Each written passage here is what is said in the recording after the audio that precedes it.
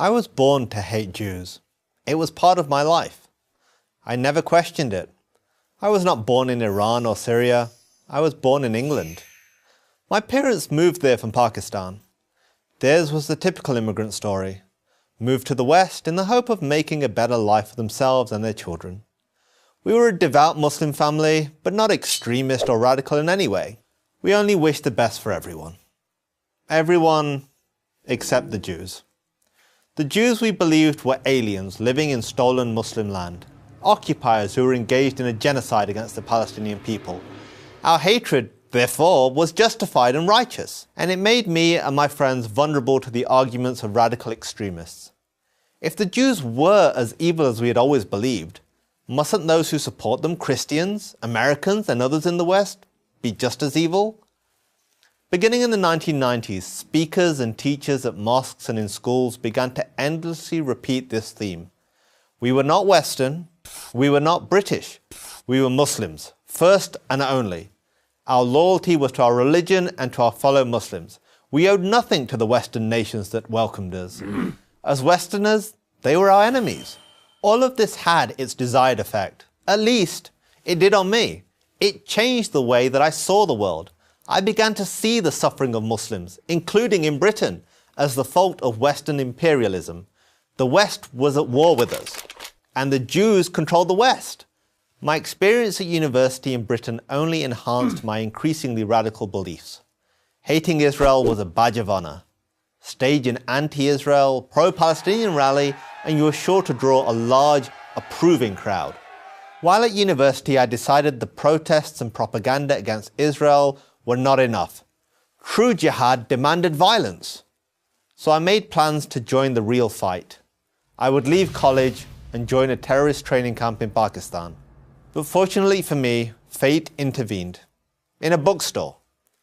I came across a book called The Case for Israel by Harvard law professor Alan Dershowitz. The Case for Israel? What case could there be? The title itself made me furious, and I began to read the pages almost as an act of defiance. How ill-informed, how stupid could this guy be to defend the indefensible? Well, he was a Jew. That had to be the answer. Still, I read, and what I read challenged all of my dogmas about Israel and the Jews. I read that it wasn't Israel that created the Palestinian refugee crisis. It was the Arab countries, the United Nations, and the corrupt Palestinian leadership. I read that Jews didn't exploit the Holocaust to create the State of Israel. The movement to create a modern Jewish state dated back to the 19th century, and ultimately to the beginnings of the Jewish people almost 4,000 years ago. And I read that Israel is not engaged in genocide against the Palestinians. On the contrary, the Palestinian population has actually doubled in just 20 years. All this did was make me angrier. I needed to prove Dershowitz wrong, to see with my own eyes how racist and oppressive Israel really was. So I bought a plane ticket. I would travel to Israel, the home of my enemy. And that's when everything changed. Everything. What I saw with my own eyes was even more challenging than what Dershowitz had written. Instead of apartheid, I saw Muslims, Christians, and Jews coexisting. Instead of hate, I saw acceptance and even compassion.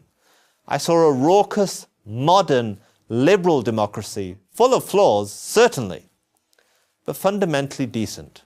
I saw a country that wanted nothing more than to live in peace with its neighbors. I saw my hatred melting before my eyes. I knew right then what I had to do. Too many people on this planet are consumed with the same hatred that consumed me. They have been taught to despise the Jewish state. Many Muslims by their religion, many others by their college professors or student groups. So here is my challenge to anyone who feels this way. Do what I did. Seek out the truth for yourself. If the truth could change me, it can change anyone.